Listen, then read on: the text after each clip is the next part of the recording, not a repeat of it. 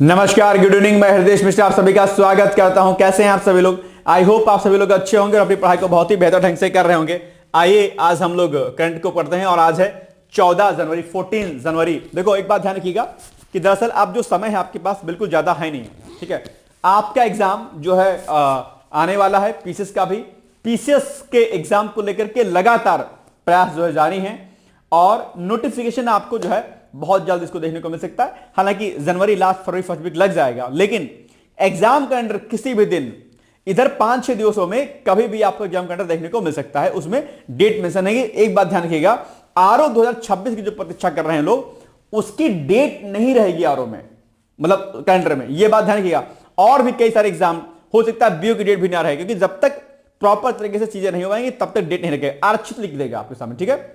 पिछले बार भी यही हुआ था कि आरओ की डेट नहीं आई थी, बाद में नोटिफिकेशन आया था, उसके बाद अलग से डेट अनाउंस की गई थी आपकी, ठीक है। चलिए आइए आगे बढ़ते। कल हमने आपसे प्रश्न पूछा था कि भाई बताओ, जो ये 53वां जो नंबर है, इसको याद रखिएगा आप लोग।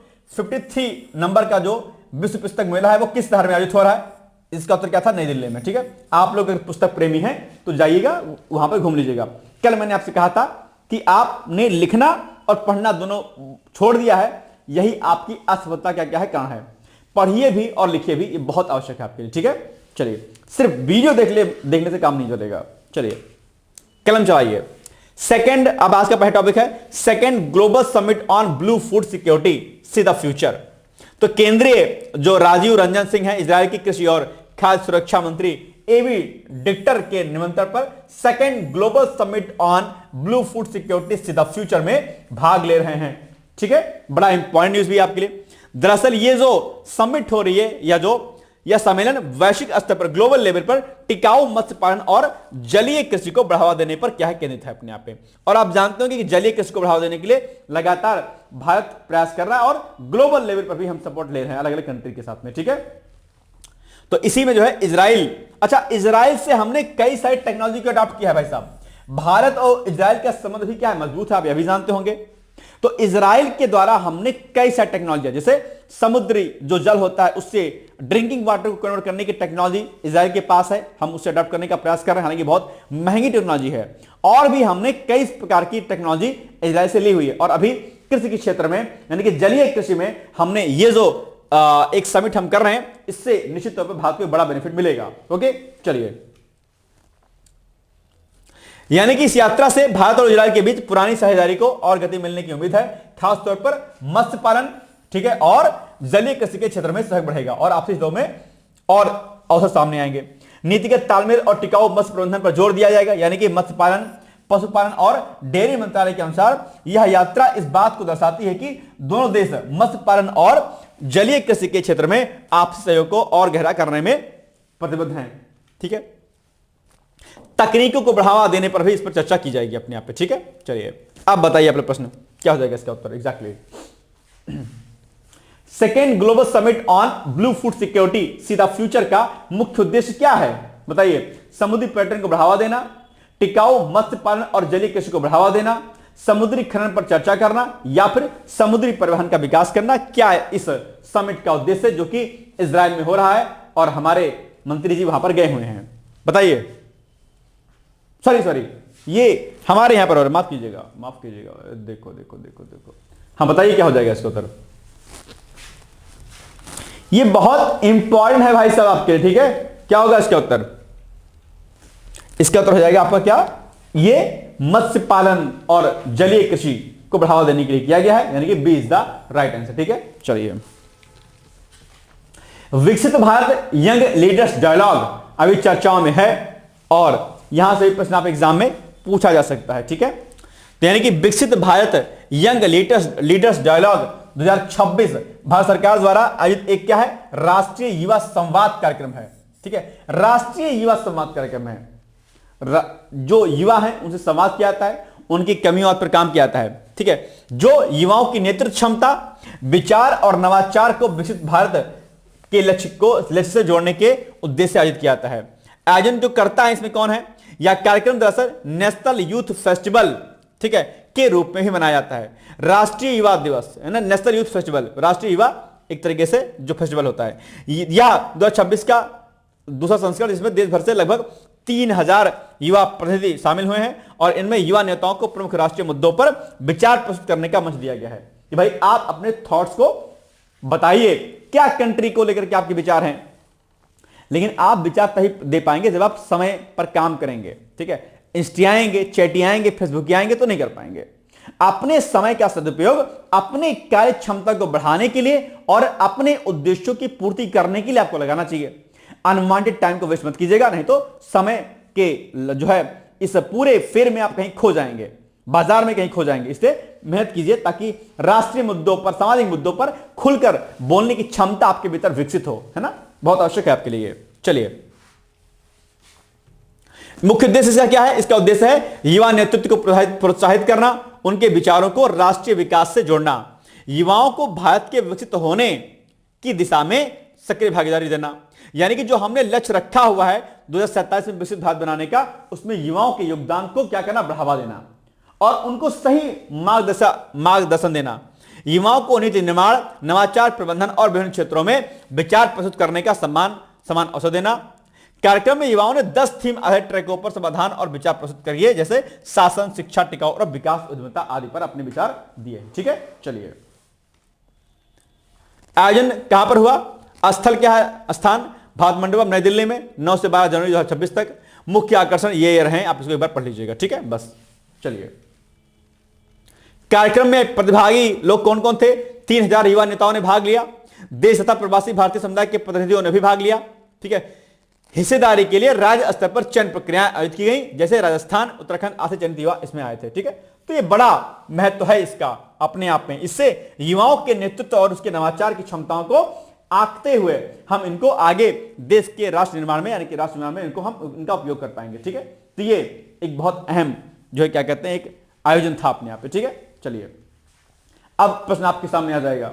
नंबर 1, विकसित भारत यंग लीडर्स डायलॉग 2026 का मुख्य उद्देश्य क्या है? युवाओं को सरकारी नौकरियों के लिए तैयार करना, युवाओं की नेतृत्व क्षमता, विचार और नवाचार को विकसित भारत के लक्ष्य से जोड़ना, या युवाओं को विदेश अध्ययन के अवसर देना, या युवाओं के लिए खेल प्रतियोगिताओं का आयोजन करना। क्या था दरअसल ये जो आपका विकसित भारत यंग लीडर्स डायलॉग है, इसका क्या उद्देश्य था? बताओ, तुरंत बताइए इसका आंसर। बहुत आसान है भाई साहब, इससे आसान तो क्या ही होगा। इसका उत्तर हो जाएगा बी वाला, है ना। B is the right answer. चलिए, जर्मनी के चांसलर, ठीक है, क्या? जर्मनी के चांसलर फ्रेडरिक मर्ज का नाम याद रखिएगा। फ्रेडरिक मर्ज 2 दिवसीय भारत यात्रा पर हैं और जर्मनी और भारत के मध्य में कई सारे समझौता ज्ञापनों पर साइन किया गया है, जो कि आपके लिए क्या होता है, इंपॉर्टेंट होता है। अच्छा, एक बात आप लोग जानते हैं, जर्मनी कैसी कंट्री है जो वेद, क्या वेद, कितने वेद होते हैं? 4 वेद होते हैं। वेद, ठीक है, प्लस संस्कृत, इस पर जो है क्या कहते हैं, बहुत रिसर्च कर रहा है। जर्मनी एक ऐसी कंट्री है जो लगातार हमारे वेदों पर, हमारे संस्कृत भाषा पर खूब रिसर्च कर रहा है और उसको फायदा भी मिल रहा है। हम एक ऐसे उल्टे फुल्टे .com टाइप की कंट्री हैं जो अपनी ही विरासत पर हमें जो है क्या कहते हैं, गर्व नहीं होता है। हमें अपनी वेशभूषा पर, हमें अपनी भाषा पर, हमें अपनी मातृभाषा पर गर्व नहीं होता है। हमें हर चीज विदेशों की अच्छी लगती है। ये क्या देश की विडंबना है। पश्चिम के लोग शाकाहार अपना रहे हैं, मांसाहार को छोड़ रहे हैं। हम शाकाहार को छोड़ के मांसाहार को अपना रहे हैं। वो लोग छोटे कपड़े पहन करके अच्छे कपड़े पहनते हैं, हम अच्छे कपड़े को छोड़ करके हम छोटे कपड़े पहनते हैं। ठीक है, हम इसको मॉडर्निटी समझते हैं। आप पर कोई क्वेश्चन मार्क लगाता है तो आप कहते हैं कि आप तो जेंडर क्या कहते हैं, वो करते हैं, उसके फ्रीडम को आप रोकते हैं, है ना। ये एक हमारी बड़ी विडंबना है। तो अभी जर्मनी जो चांसलर हैं वो हमारे देश में आए हुए हैं और कई सारे अहम समझौता ज्ञापनों पर साइन हुआ है और आगे के कई सारे मुद्दों पर भी बातचीत हुई है इस पर। ठीक है, ध्यान दीजिएगा, हमारे देश, हमारी संस्कृति तभी विकसित हो सकती है, हम विकसित भारत तभी बन सकते हैं जब हमें हमारी चीजों पर गर्व होगा। ठीक है, ध्यान दीजिएगा। चलिए, और पहले दिन जो है वो गुजरात के अहमदाबाद में जो है गए और वहां पर कई सारे कार्यक्रमों में उन्होंने हिस्सा लिया। सेमी कंडक्टर और एआई समेत 27 अहम मुद्दों पर बात बनी है अपने आप पे। और सेमी कंडक्टर का क्या महत्व आप जानते होंगे, इसको लेकर के अभी हमने जापान के साथ में भी अभी समझौता ज्ञापन पर साइन किया हुआ है। ठीक है, चलिए, अब क्या क्या साइन आदि हुए इसको एक बार हम लोग देख लेते हैं थोड़ा सा। देखो, Bharat Germany semiconductor ecosystem partnership पर संयुक्त इरादे की घोषणा की गई है। महत्वपूर्ण खनिजों के क्षेत्र में सहयोग पर संयुक्त आशय की घोषणा। दूरसंचार क्षेत्र के क्षेत्र में सहयोग पर संयुक्त आशय की घोषणा। राष्ट्रीय इलेक्ट्रॉनिक्स एवं सूचना प्रौद्योगिकी संस्थान और इन्फियन टेक्नोलॉजी एजी के बीच में एमओयू पर साइन। अखिल भारतीय आयुर्वेद संस्थान और चैरिटी विश्वविद्यालय जर्मनी के बीच एमओयू पर साइन। पेट्रोलियम और नेचुरल गैस रेगुलेटरी बोर्ड और German technical and scientific association for gas and water industries के बीच एमओयू। ठीक है। भारतीय कंपनी एएम ग्रीन इंपॉर्टेंट है आपके लिए। ठीक है, भारतीय कंपनी एएम ग्रीन और German company Uniper global composites के बीच ग्रीन अमोनिया के लिए ऑफटेक समझौता। जैव अर्थव्यवस्था पर अनुसंधान और विकास में संयुक्त सहयोग की संयुक्त आशय घोषणा। Indo German science and technology centre के समय को बढ़ाने पर ज्वाइंट डिक्लेरेशन ऑफ इंटेंट। तो ये कई सारी चीजें, और उच्च शिक्षा पर भारत जर्मनी रोड मैप पर भी चर्चा की गई है अपने आप पे। तो ये कई सारी बातें हैं जहां पर अभी इस पर चर्चा की गई है और कई सारे अहम समझौता ज्ञापनों पर यानी कि एमओयू पर साइन किया गया है। तो ये आप याद रखिएगा। ठीक है, आगे भी है, देखो यहां पर भी है कई सारे, ये सारे पॉइंट आप करके ध्यान दीजिएगा। ठीक है ना, इंपॉर्टेंट है आपके लिए, पढ़ लीजिएगा एक बार जरा। अच्छा, पीडीएफ आप लोग को अब वीकली प्रदान कर दी जाती है। सप्ताह में शनिवार को जो है, जो भी मैं सोमवार से लेकर शुक्रवार तक पढ़ाता हूं उसकी पीडीएफ आपको अपलोड कर दी जाती है टेलीग्राम ग्रुप पर। टेलीग्राम ग्रुप अगर हमारे डिकोड एग्जाम का आपने नहीं ज्वाइन किया है तो डिस्क्रिप्शन बॉक्स में उसका लिंक दिया गया है, ज्वाइन कर लीजिए। वहीं पर आपको शनिवार को 6 दिन की पीडीएफ आपको मिल जाएगी इकट्ठे, और आप रिवीजन कर लीजिएगा। 6 दिन आप जो है वीडियो देखिए और 7वें दिन उसका पीडीएफ से रिवीजन कर लीजिए, बस हो जाएगा। ठीक है ना, चलिए ये सारे समझौते किए गए, आप एक बार देख लीजिएगा। सारे पॉइंट एक एक करके मैंने लिख दिया है पर। ठीक है, चलिए अब आप बताइए, प्रश्न आपके सामने क्या जाएगा, छोटा सा आसान सा प्रश्न है। क्या प्रश्न आसान सा है कि ग्रीन अमोनिया के लिए ऑफटेक समझौता किन कंपनियों के बीच में हुआ है? ओएनजीसी और सीमेंस के बीच में, एएम ग्रीन और यूनिपर ग्लोबल कंपोजिट्स के बीच में, रिलायंस और बीएसएसएफ के बीच में, या एनटीपीसी और आरडब्ल्यूई के मध्य में? किसके मध्य में हुआ है? जल्दी से मुझे इसका उत्तर आप लोग बता दीजिए तुरंत। क्या हो जाएगा? अच्छा, 15 तारीख जो है क्या कहते हैं, कल है ना, कल मकर संक्रांति है। आप लोग को इसके लिए शुभकामनाएं। संभवतः कल क्लास हमारी रात में ना आए, संभवतः नहीं आएगी। ठीक है, तो आप लोग पढ़ाई करते रहिए और मकर संक्रांति की शुभकामनाएं भी हैं। अब अगले कई वर्षों तक जो है 75 शायद आई थिंक 70 ईयर्स तक जो है, अब 15 जनवरी ही को जो है अब मकर संक्रांति मनाई जाएगी। हमने बचपन से 14 जनवरी को जो है हमने मकर संक्रांति अपनाई है, लेकिन अब अगले 50-70 वर्षों में 15 नवंबर को, सॉरी 15 जनवरी को मनाया जाएगा मकर संक्रांति। ठीक है, प्रयागराज और हरिद्वार में लोग नहाने जाते हैं, आप लोग जा सकते हैं, स्नान कर सकते हैं। ठीक है, गंगा में स्नान करने में पाप नहीं धुलेंगे। ठीक है, ध्यान दीजिएगा, पाप धुलते हैं आपके अच्छे कर्मों से, एक पॉजिटिव एनर्जी आती है, ऐसा आप मान सकते हैं इसको। ठीक है, चलिए, और गंगा स्नान करने जाइएगा तो कूड़ा कबाड़ा मत कीजिएगा। ठीक है, फूल आदि भी अर्पण नहीं करना चाहिए पानी में, सेल्यूलोज पाया जाता है जो कि पॉल्यूट करता है। ठीक है, जो लोग आप लोग नहीं चढ़ाते हैं वो फूल, अच्छी बात है, चढ़ाना चाहिए, लेकिन वो पॉल्यूशन करता है बहुत ज्यादा, ध्यान दीजिएगा इस बात का। आप पुष्प को ऐसे ही अर्पण कीजिए, गंगा में मत डालिए, मत उसको बाहर से अर्पण कर दीजिए, फूल चढ़ाइए ऐसे अर्पण कर दीजिए। ठीक है, ये बाद में बता रहा हूं आपको। ठीक है, ध्यान दीजिएगा। चलिए, पता चले कि आप सोच लो कि एंटी सोशलिस्ट हूं मैं, ऐसा नहीं है। ठीक है, ये इसका आंसर हो जाएगा बी वाला, एम ग्रीन और यूनिपर ग्लोबल कम्युनिटीज। ठीक है, ये ध्यान रखिएगा, B is the right answer. ठीक है, आइए आगे।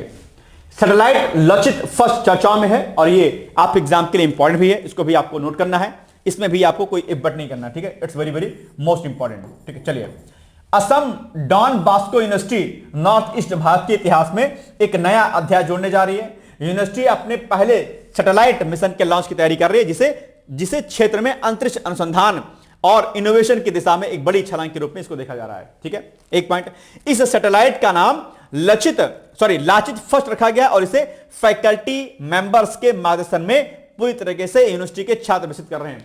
तो ये पॉइंट भी आपको याद रखना है। दूसरा, एडीबीयू नॉर्थ ईस्ट भारत की पहली ऐसी यूनिवर्सिटी बन जाएगी जो इस मतलब इतना महत्वाकांक्षी अंतरिक्ष मिशन शुरू करने पर जा रही है। ये बहुत इंपॉर्टेंट है और इसका नाम आपको ध्यान रखना है। ठीक है, very very most important question for your examination, it's very very. ठीक है, कब हुई इसकी शुरुआत? इस ऐतिहासिक प्रोजेक्ट की शुरुआत दरअसल वर्ष 2022 में प्रोफेसर, क्या नाम भाई इनका, प्रोफेसर विक्रमजीत काकती के नेतृत्व में की गई थी। मिशन को आगे बढ़ाने के लिए 5 छात्रों की एक कोर टीम गठित की गई है जो पूरे प्रोजेक्ट का नेतृत्व कर रही है। इसके अलावा लगभग 20 छात्रों के अलग अलग समूह satellite design, engineering, data system, communication और मिशन प्लानिंग जैसे महत्वपूर्ण तकनीकी क्षेत्रों में सक्रिय रूप से काम कर रही। बहुत बड़ी उपलब्धि होगी इस विश्वविद्यालय के लिए। यह प्रोजेक्ट दरअसल छात्रों के लिए अकादमिक ज्ञान को वास्तविक तकनीकी अनुप्रयोग से जोड़ने का एक अनूठा अवसर साबित हो रहा है अपने आप पे। ठीक है, चलिए नामकरण किसके नाम पर किया गया है? नामकरण अगर हम बात करेंगे तो लाचित फर्स्ट का नाम महान अहोम सेनापति लाचित बोरफुकन के नाम पर रखा गया है, जिन्होंने मुगल सेना के खिलाफ असम की रक्षा की थी अपने आप पे। इनके बारे में मैंने करंट में पढ़ाया भी है आपको, जो मैगजीन जो मैं कराता हूं डिकोड एग्जाम के ऐप पे, उनके बारे में मैंने कराया हुआ है। ठीक है, आज ही कराया हुआ है इनफैक्ट। ठीक है, नवंबर के मैगजीन में इसको मैंने कराया हुआ है। इनके ना लचित बोरफुकन साहस, नेतृत्व और स्वदेशी गौरव के प्रतीक माने जाते हैं। यूनिवर्सिटी का उद्देश्य इन्हीं मूल्यों को युवा इनोवेटर्स के में विकसित करना है, ताकि वे तकनीक के साथ साथ में अपनी सांस्कृतिक विरासत को उससे जुड़ सकें। क्या उद्देश्य है इसका? उद्देश्य इसका है लाचित फर्स्ट सैटेलाइट को भूस्खलन यानी कि लैंडस्लाइड, बाढ़ यानी कि फ्लड, मौसम के पैटर्न और पर्यावरणीय बदलावों की निगरानी के लिए डिजाइन किया गया। यानी कि पर्यावरण में जो कुछ चेंजेस होते हैं, बाढ़ आने की संभावनाएं, ठीक है, इनफैक्ट भूस्खलन और जो भी जलवायु संबंधी जो भी गतिविधियां होती हैं उनको ऑब्जर्व करने के लिए इसको लॉन्च किया जाएगा। It's very very most important. ठीक है, यह सैटेलाइट नॉर्थ ईस्ट भारत में आपदा प्रबंधन, जलवायु अनुसंधान और पर्यावरण संरक्षण से जुड़े प्रयासों को मजबूती देने के लिए महत्वपूर्ण डेटा उपलब्ध कराएगा, जिससे समय रहते प्रभावी कदम उठाए जा सकें। तो ये खास बात है, इसको ध्यान रखिएगा आप लोग। ठीक है, चलिए अब आप बताइए, असम डॉन बॉस्को यूनिवर्सिटी द्वारा विकसित पहले सैटेलाइट मिशन का नाम क्या है? ठीक है, ब्रह्मपुत्र फर्स्ट, असम सैट, लाचित फर्स्ट या नॉर्थ ईस्ट फर्स्ट? क्या हो जाएगा इसका उत्तर? इसका उत्तर हो जाएगा आपका भैया सी या बी या डी या ए। सी होगा, है ना, लाचित फर्स्ट होगा। चलिए, और स्निक मिसाइल यह भी चर्चाओं में है। तो यूक्रेन युद्ध में जो हमारी रूस है, जो रूस ने एक खास प्रकार की मिसाइल को दागा जो कि यूक्रेन में गिरा, और इसकी खास बात यह है कि ये अलग अलग टारगेट को अचीव करती है अपने आप पे, और ध्वनि की चाल से कहीं गुना ज्यादा तीव्र गति से है, और इसको पकड़ना किसी भी रडार के लिए, किसी भी जो है सिस्टम के लिए अपने आप पे एक बहुत बड़ी बात है, पॉसिबल नहीं है। तो ये एक बड़ा, जैसे कहते हैं ना, ब्रह्मास्त्र अपने आप में इसको हमला किया गया है। ठीक है, और ये दिक्कत वाली बात है अपने आप में, है ना। चलिए, दूसरी बार जो रूस ने इसका प्रयोग किया है। ठीक है, और स्नेक एक IRBM रेंज इसकी अगर बात करें तो 1000 से 5500 किलोमीटर है, जो ध्वनि की गति से 10 गुना तेज चलती है भाई साहब, इतनी तेज इसकी गति है। इसकी सबसे खासियत MIRV तकनीक है, जिसके तहत एक ही मिसाइल कई अलग अलग वॉरहेड तक ले जा सकती है और अलग अलग लक्ष्यों को मार सकती है। इसकी गतिज ऊर्जा जो काइनेटिक इसकी एनर्जी है इतनी अधिक है कि इसे वर्तमान वायु रक्षा प्रणालियों के द्वारा इसको रोकना लगभग असंभव है। कोई वायु रक्षा प्रणाली इसको रोक नहीं सकती है। भाई आप एक बात बताओ कि ध्वनि की गति से 10 गुना तेज गति से काम करती है ये, तो ये एक बड़ा सिस्टम है अपने आप में रूस का। ठीक है, चलिए अब बताइए आप लोग, एक इमेज आजकल दौड़ रही है सोशल साइट्स पे, जहां पर टैंकर पे भगवान शिवलिंग की मतलब शिवलिंग है, और एक तरफ जो है शायद अमेरिका किसी कंट्री के बारे में वहां पर मिसाइल वगैरह रखी गई, उसमें कंपेरिजन करके दिखाया गया है कि हम क्या काम कर रहे हैं, हम शिवलिंग बना रहे हैं और ये लोग मिसाइल बना रहे हैं। इतनी बेवकूफी वाली ये पोस्ट मैंने देखी, इसकी कोई सीमा नहीं है, मतलब हद कर दिया आप लोगों ने, है ना। ये चीजें हमारे संस्कृति को खत्म कर देंगे बॉस। ठीक है, ये आध्यात्मिक देश है अपने आप में। अगर हमारे यहां पर शिवलिंग की पूजा नहीं होगी, भगवान शंकर की पूजा नहीं होगी, तो कहां होगी? अमेरिका में होगी क्या? ब्रिटेन में होगी क्या? जहां पर अश्लीलता फैलती है, जहां पर नग्नता फैलती है, वहां पर भगवान शंकर को पूजा जाएगा क्या? नहीं होगा ना ऐसा। हमारे यहां पूजा जाएगा। भगवान शंकर आध्यात्म के ध्यान के केंद्र है। इससे हम विद्यार्थियों को सीखना चाहिए कि जैसा ध्यान, जैसा ऊर्जा उनके भीतर है, उस ऊर्जा को हमारे भीतर समाहित करना है, उसी ऊर्जा का प्रयोग करके हम आगे बढ़ते हैं। इसरो के अध्यक्ष भगवान को नमन करते हैं। अमेरिका के राष्ट्रपति जो पहले थे जो है, ठीक है, वो लोग हनुमान की मूर्ति रखते थे, और हम अपने देवताओं पर ऐसे कुठाराघात करते हैं। बहुत विडंबना हमारे देश की है, देश के पतन का यही कारण बन जाएगा। इसलिए आप लोग भी ऐसी किसी भी पोस्ट को लाइक या शेयर मत किया करिए, है ना, ये मैं आपको एडवाइस देता हूं। ये हमारी संस्कृति का पतन का कारण बन जाएगी अपने आप पे, ठीक है। आज एक अलग प्रकार का युद्ध चल रहा है देवी देवताओं को लेकर के, इससे बचा करिए आप लोग, है ना। ये हमारी संस्कृति का आधार है, ठीक है। जब तक कोई चीज सही से ना जाने तब तक उसके ऊपर बोलना गलत बात होती है, ठीक है। किसी भी चीज पर टिक्का टिप्पणी नहीं करना चाहिए। बड़े बड़े लोग होते जानते तो है नहीं क्या होता है, क्या कीजिएगा। अभी हमारा एयर डिफेंस सिस्टम, अभी हमारे डिफेंस सेक्टर बहुत आगे है।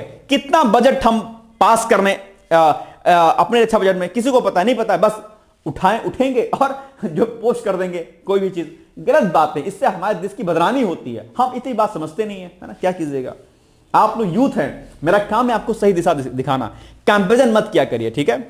चलिए, सम्मान करिए अपने देवी देवताओं का भाई, ऐसा नहीं काम चलेगा। चलिए अब आप बताइए, रूस यूक्रेन संघर्ष में ओरोशनिक मिसाइल के हालिया उपयोग के संदर्भ में निम्नलिखित कथनों पर विचार कीजिए। नंबर 1, रूस ने 9 जनवरी 2026 को पश्चिमी यूक्रेन के, ठीक है, लाविव क्षेत्र में ऑर्सनिक मिसाइल का अपना दूसरा युद्धक उपयोग किया है, जो पोलैंड सीमा के करीब है। ठीक है, बिल्कुल किया है। यह एक हाइपरसोनिक मध्यम दूरी की बैलिस्टिक मिसाइल है, जो multiple intermediately targetable re entry vehicle तकनीक से लैस है और मैक 10 से अधिक गति प्राप्त कर सकती है। बिल्कुल ठीक है। रूसी रक्षा मंत्रालय ने इस हमले को दिसंबर 2025 में राष्ट्रपति पुतिन के वल्दाई आवास पर हुए कथित यूक्रेनी ड्रोन हमले का प्रतिशोध बताया है। ऐसा है क्या? नहीं भाई, ऐसा नहीं है, ठीक है। इसमें या होगा ऐसा है, ऐसा ही है। D is the right answer. देखते हैं सही कहने का है। बिल्कुल D is the right answer. तीनों कथन सही है इसमें, ठीक है। चलिए, अवतार ग्रुप अभी चर्चाओं में भाई साहब। क्यों चर्चाओं में है अवतार ग्रुप? अवतार ग्रुप ने अभी एक रिपोर्ट जारी की है, जो शहरी भारत में, क्या जो सिटी है, शहरी भारत में महिलाओं की स्थिति का आकलन करती है। बेंगलुरु ने 2025 की रैंकिंग में अपना पहला स्थान क्या है, बरकरार रखा है। इसका सिटी इंक्लूजन स्कोर 53.29 है। यह रिपोर्ट 125 शहरों के डेटा पर आधारित है। बेंगलुरु की सफलता का मुख्य कारण वहां का मजबूत कॉर्पोरेट इकोसिस्टम और महिलाओं के लिए कैरियर के व्यापक अवसर हैं। बेंगलुरु की बात है, लेकिन आज भी शहरों में जो महिलाओं की जो स्थिति वो ठीक नहीं है, नहीं ठीक है। आप क्या सोचते हैं कि आप जॉब लगा देंगे महिलाओं की तो जॉब से लड़कियों की स्थिति सही हो जाएगी? नहीं होती है। अक्सर मैं बात कहता हूं, मैं बार बार कहता हूं कि बड़े बड़े शहरों में, बड़े बड़े मकानों में बड़ी बड़ी चमकती लाइटों और बड़े बड़े कर्टन लगे या कर्टन या पर्दे लगे या बड़ी बड़ी खिड़कियों के बीच में एक महिला की आवाज कहीं दब जाती है, उसकी चीखें, उसकी संवेदनाएं कहीं छिप जाती हैं, नजर नहीं आती हैं। यह होता है शहर, ठीक है। क्यों? क्योंकि हमें लगता है कि हमने अपनी बेटी को, अपनी बहन को पढ़ा दिया, जॉब लगवा दी तो वो सुरक्षित हो गई। नहीं, जब तक महिलाओं को उनके आत्मविश्वास को मजबूत नहीं करेंगे, जब तक स्वयं से डिसीजन लेना नहीं सिखाएंगे, तब तक वो डिसीजन ले नहीं पाती हैं। पापा ने कह दिया, जहां हम कहेंगे वहीं करोगे शादी, बस। अब उसके दिमाग में अपना डिसीजन वहीं से उसका बंद है कि नहीं, पापा जो कहेंगे वही होगा भाई, बॉस नहीं कर सकते। पापा ने कहा कि बीए को तो बीए करेंगे, पापा ने कहा ये को तो ये कर। ये गलत धारणाएं हैं। कहते हैं ना कि संस्कार और मूल्य परिवार, समाज और शैक्षिक संस्थाओं से आते हैं। ये बात ध्यान रखिए। इसलिए शहरों की जो स्थिति का आकलन जो किया गया है, वो मुझे नहीं लगता कि सही डेटा आया होगा। बेंगलुरु में आपको लगता है कि ये सही होंगी? बेंगलुरु, दिल्ली का हाल बहुत बुरा है भाई साहब, ठीक है। लेकिन क्या कीजिएगा, डेटा तो डेटा होता है। रैंकिंग दो मुख्य स्तंभों पर आधारित है, औद्योगिक समावेशन और सामाजिक समावेशन। जहां बेंगलुरु औद्योगिक समावेशन में अग्रणी है, सिंपल सी बात है, इंडस्ट्रियलाइजेशन है तो होगा। वहीं चेन्नई रैंक 2 ने सामाजिक समावेशन में बाजी मारी है। सामाजिक समावेशन में सुरक्षा, जीवन की गुणवत्ता, स्वास्थ्य और शिक्षा जैसी बुनियादी सुविधाएं शामिल हैं, जिनमें चेन्नई का प्रदर्शन बेहतर है, ठीक है। तो ये कुछ चीजें हैं, आप इसके बाद देख सकते हैं, डेटा है अपने आप में, ठीक है। इसका उपयोग आप मेंस में कर सकते हैं, मेंस के उत्तरों में अपने। चलिए अब आप बताइए इसका उत्तर क्या हो जाएगा। अवतार ग्रुप द्वारा हाल ही में जारी भारत महिलाओं के लिए शीर्ष शहर, ठीक है, 2025 के रिपोर्ट के संदर्भ में निम्नलिखित कथनों पर विचार कीजिए। बेंगलुरु ने 53.29 के सिटी इंक्लूजन स्कोर के साथ लगातार दूसरे वर्ष भारत में महिलाओं के लिए सबसे समावेशी शहर के रूप में अपना शीर्ष स्थान बरकरार रखा है। बताओ क्या हो जाएगा इसका उत्तर? ठीक है, ओके। दूसरा, रिपोर्ट के अनुसार जबकि बेंगलुरु औद्योगिक समावेशन में सबसे आगे है, यानी कि इंडस्ट्रियल इंक्लूजन में, चेन्नई सामाजिक समावेशन यानी कि सोशल इंक्लूजन मानदंडों जैसे कि सुरक्षा स्वास्थ्य में शीर्ष प्रदर्शन वाला करने वाला शहर है। ठीक है, इसको हटाइए पॉइंट। ठीक है, क्षेत्रीय विश्लेषण में पश्चिमी भारत ने सभी संकेतकों में उच्चतम स्कोर दर्ज किए हैं, जो इसे महिलाओं के लिए सबसे अनुकूल क्षेत्र बनाता है। बताओ क्या हो जाएगा, कौन सा कथन सही है इसमें से बताओ। ऐसे प्रश्न मल्टी स्टेटमेंट वाले प्रश्न बनते हैं आपके एग्जाम में। अब आप नहीं कर पाएंगे तो क्या कीजिएगा, इसमें 1 और 2 सही है, ये नहीं सही है, रॉन्ग है ये। तो 1 और 2 यानी कि ए इज द राइट आंसर। ठीक है, चलिए लास्ट क्वेश्चन आपके सामने है। भारतीय खेल प्राधिकरण, जिसको हम लोग क्या कहते हैं, इसको हम कहते हैं स्पोर्ट्स अथॉरिटी ऑफ इंडिया। क्या, स्पोर्ट्स अथॉरिटी ऑफ इंडिया चर्चाओं में है अभी ये। भारतीय खेल प्राधिकरण 2026 की शुरुआत में जमीनी स्तर की कोचिंग में विज्ञान को एकीकृत करने के लिए एक महत्वपूर्ण कदम उठाया है। ठीक है, और इसमें कई सारे चीजें हैं। इसका उद्देश्य पारंपरिक कोचिंग विधियों में आधुनिक खेल विज्ञान, ठीक है, को शामिल करना है। और इसके अलावा एथलीटों की स्वास्थ्य सुरक्षा को बढ़ावा देने के लिए एक ऐतिहासिक कदम उठाया गया है। ठीक है, एसएआई और सफदरजंग अस्पताल के स्पोर्ट्स इंजरी के बीच एक समझौता तैयार किया गया है, जिसके तहत एसआई द्वारा रेफर किए गए एथलीटों को उन्नत सर्जरी और रिहैबिलिटेशन के लिए प्राथमिकता दी जाएगी। तो ये सारी चीजें खिलाड़ियों के लिए इसमें की जा रही हैं। एक स्पोर्ट्स अथॉरिटी ऑफ इंडिया की एक अच्छी पहल है अपने यहाँ पे। ठीक है, याद रखिएगा। स्पोर्ट्स अथॉरिटी ऑफ इंडिया की स्थापना किस वर्ष हुई थी, ये बता दीजिए आप लोग, क्योंकि इसके बारे में पूछ सकते हैं आप एग्जाम में। ठीक है, चलिए अब बताइए प्रश्न आप लोग, क्या हो जाएगा इसका उत्तर। इसको पढ़ो, इसका उत्तर मुझे आप खुद से बताओ। चलो दिमाग लगाओ थोड़ा सा, जरा देखते हैं कितना आप फोकस्ड हैं अपनी चीजों को लेकर के। बताइए भाई, क्या हो जाएगा इसका उत्तर लल्ला जी, बताओ। देखना है जोर कितना बाजुए कातिल में है ना। आप लोग होशियार बहुत हैं और मैं उम्मीद करूंगा इसका उत्तर मुझे जरूर बताएंगे। इसका उत्तर हो जाएगा ए वाला या डी वाला हो जाएगा, संभवतः डी वाला होगा। देखते हैं जरा। बिल्कुल डी इज इसमें उपयुक्त तीनों कथन सही है। सही यहां पर 1 भी सही है, 2 भी सही है, तीनों सही है। ठीक है, चलिए आइए अब आज आपके लिए अभ्यास प्रश्न जिसका उत्तर आपको देना है। विकसित भारत यंग लीडर्स डायलॉग 26 के आयोजन का स्थान और तिथि क्या थी। अभी हमने बताया, आज ही बताया इसको, आज ही के टॉपिक में उत्तर है इसका। मुझे जरूर बताइएगा इसका उत्तर क्या हो जाएगा। ठीक है, इसके अलावा आज आपके लिए प्रश्न है, विवेकानंद जी के प्रमुख सिद्धांतों एवं कार्यों का वर्णन कीजिए। क्या प्रमुख सिद्धांत विवेकानंद जी का और उन्होंने कौन कौन से कार्य किए, ये आपको लिखना है। आगे कल हमने आपसे प्रश्न पूछा था, राज्यपाल की भूमिका पर चर्चा कीजिए। क्या वर्तमान समय में राज्यपाल का पद विवादों का केंद्र बन गया है? बिल्कुल बन गया है। आप जानते होंगे कई बार राज्यपाल की नियुक्ति केंद्र सरकार करती है और उसमें क्या होता है कि केंद्र सरकार के नुमाइंदे के रूप में उसको माना जाता है। कई बार वाद विवाद राज्यों में होता है, विधेयकों को लंबित करना, आरक्षित कर देना, उसको बार बार वापस कर देना, कई सारे विवाद अक्सर आपको देखने को मिलते हैं। आइए इस पर हम एक बार चर्चा कर लेते हैं। ठीक है, राष्ट्रपति इसको नियुक्त करते हैं। ठीक है, ध्यान दीजिएगा इसको। चलिए, राज्यपाल की भूमिका क्या है? संवैधानिक प्रमुख है अपने आप में, यानी कि राज्य का संवैधानिक प्रमुख माना जाता है। राज्य सरकार के निर्णयों पर उनका साइन अनुमोदन आवश्यक होता है। कार्यपालिका संबंधी कार्य होता है, मुख्यमंत्री मंत्रिमंडल को नियुक्त करना और मंत्रियों को शपथ आदि दिलाने का कार्य भी राज्यपाल का होता है। ठीक है, विधायी भूमिका होती है, विधानसभा विधान परिषद के सत्र बुलाना, विधेयकों को मंजूरी देना, वापस भेजना, राष्ट्रपति के पास अच्छित करना, राजनीतिक संकट में भूमिका निभाना, जब कोई स्पष्ट बहुमत नहीं होता है तब सरकार गठन के लिए उचित पार्टी को आमंत्रित करना।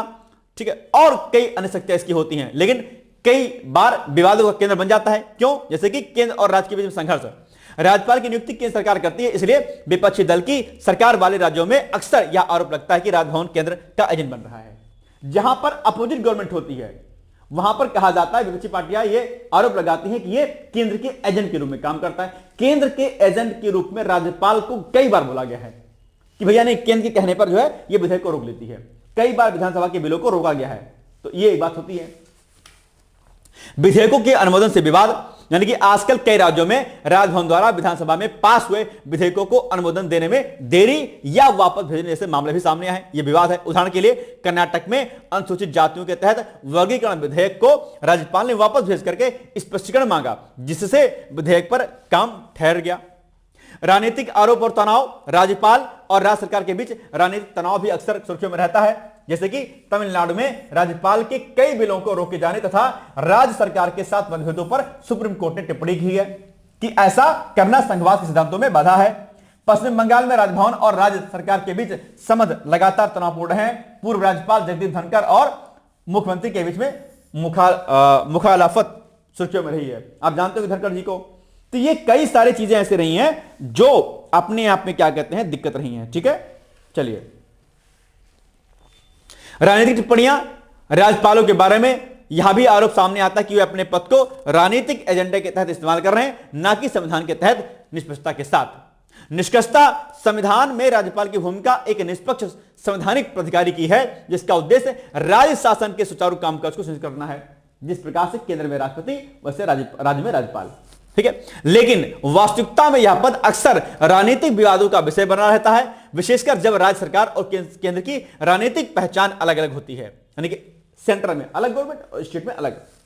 ऐसे विवादों के कारण राज्यपाल की भूमिका, कार्य और शक्तियां बार बार चर्चा में रहती हैं तथा संवैधानिक संशोधनों या नीतिगत सुधारों की मांग उठती रहती है। तो ये विवाद है, इस पर भी प्रश्न आपके एग्जाम में बन सकता है। इसके अलावा आज आपकी सूचना है कि भाई पीसीएस का हमारा बैच चल रहा है, इसके अलावा लेखपाल से लेकर के अन्य कई प्रकार के बैच चल रहे हैं। बीओ का बैच भी चल रहा है, आप चाहे तो इसमें एडमिशन ले सकते हैं। ध्यान दीजिएगा, बीओ की क्वालिफिकेशन को लेकर बता दूं, अभी कोई स्पष्ट जानकारी एग्जैक्टली नहीं है। मैंने एक शॉर्ट वीडियो बनाया था, मैंने कहा था कि भाई बीओ में भी बीएड आ जाए, अभी ऐसा कंफर्म नहीं है। सॉरी, बीएड हटा दिया जाए, मतलब अधिमानी कर दिया जाए, लेकिन अभी स्पष्ट नहीं है। इसको इसे हो हल्ला मत कीजिएगा, अभी नोटिफिकेशन का इंतजार कर लीजिए, क्लियर हो जाएगा। ठीक है, चलिए बाकी पढ़ते रहिए। आज के लिए बस इतना ही।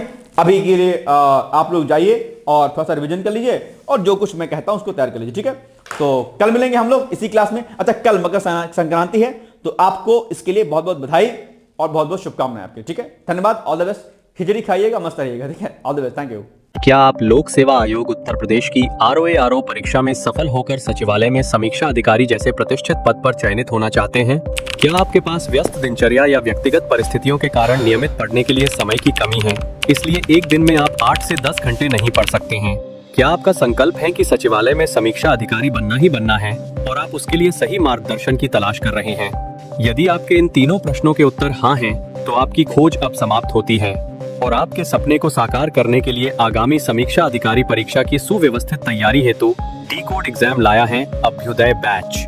अभ्युदय बैच में आपको आगामी ROA परीक्षा के प्रारंभिक और मुख्य परीक्षा के पूरे पाठ्यक्रम को अभी से एक साथ बहुत ही बेसिक लेवल से video lecture, PDF notes, test series और उत्तर लेखन कार्यक्रम के माध्यम से पूरे विस्तार से पूर्ण कराया जाएगा। हमारे अभ्युदय बैच की सबसे बड़ी विशेषता है कि इसमें साप्ताहिक टारगेट्स के अनुसार कम से कम 5 घंटे भी पढ़कर कोई अभ्यर्थी पूरा पाठ्यक्रम अच्छे से तैयार करके परीक्षा में सफलता अर्जित कर सकता है। अभ्युदय बैच में अनुभवी और समर्पित शिक्षकों द्वारा आधारभूत मानक पुस्तकों एवं स्रोतों पर आधारित पाठ्य सामग्री उपलब्ध कराई जा रही है, जिससे पाठ्यक्रम को सभी आयामों से कवर किया जा सके। इस बैच में पाठ्यक्रम को इस विस्तार से पढ़ाया जा रहा है कि इसमें प्रवेश लेकर आप न केवल ROA परीक्षा बल्कि अन्य कई समकक्ष परीक्षाओं को भी एक साथ ही टारगेट कर सकते हैं। यानी इस परीक्षा के पाठ्यक्रम में सम्मिलित सामान्य अध्ययन, सामान्य ज्ञान, सामान्य हिंदी व्याकरण, रीजनिंग, मैथ, हिंदी आलेखन, निबंध आदि के विस्तृत अध्ययन से आप पूर्ण आत्मविश्वास से किसी भी परीक्षा में सफलता प्राप्त कर सकते हैं। उत्तर प्रदेश की PCS प्रारंभिक परीक्षा में भी इस बैच को पढ़कर सफलता प्राप्त की जा सकती है। इस बैच में निर्धारित लक्ष्य के अनुसार एक सप्ताह में मात्र 18 से 20 वीडियो लेक्चर देखने होते हैं, जो आप प्रतिदिन 4 से 5 घंटे का समय निकालकर आसानी से पढ़कर तैयार कर सकते हैं। ये बैच ऑनलाइन जरूर है, परंतु इस बैच में छात्रों और शिक्षकों के बीच सीधे संवाद के लिए प्रक्रिया निर्धारित है, जिससे अभ्यर्थी अपनी शंकाओं का व्यक्तिगत समाधान प्राप्त कर सकते हैं। आपके संकल्प को सिद्धि तक पहुंचाना ही अभ्युदय बैच की आधारभूत संकल्पना है। हमारा ये आत्मविश्वास संस्थान के 5 वर्षों की कठिन साधना की परिणति है। डी-कोड एग्जाम संस्थान अपने 5 वर्षों के सफर में ROA परीक्षा में 45 से अधिक चयन सुनिश्चित करवाकर एक विश्वसनीय संस्थान के रूप में विख्यात है। इसलिए बिना किसी संशय के पूर्ण विश्वास के साथ आप भी हमसे जुड़कर अपनी सफलता का नया अध्याय लिख सकते हैं। इस बैच से जुड़ने के लिए हमारे संस्थान के नंबर 8604409201 अथवा 9506742546 पर व्हाट्सएप या कॉल करके बैच की पूरी जानकारी प्राप्त की जा सकती है। अभी 500 शुरुआती छात्रों को विशेष छूट भी प्रदान की जा रही है, इसलिए इस अवसर का लाभ उठाने के लिए अतिशीघ्र प्रवेश लेकर अभ्युदय बैच से जुड़ें। प्रवेश के लिए अभी संपर्क करें और शुल्क में छूट प्राप्त करें।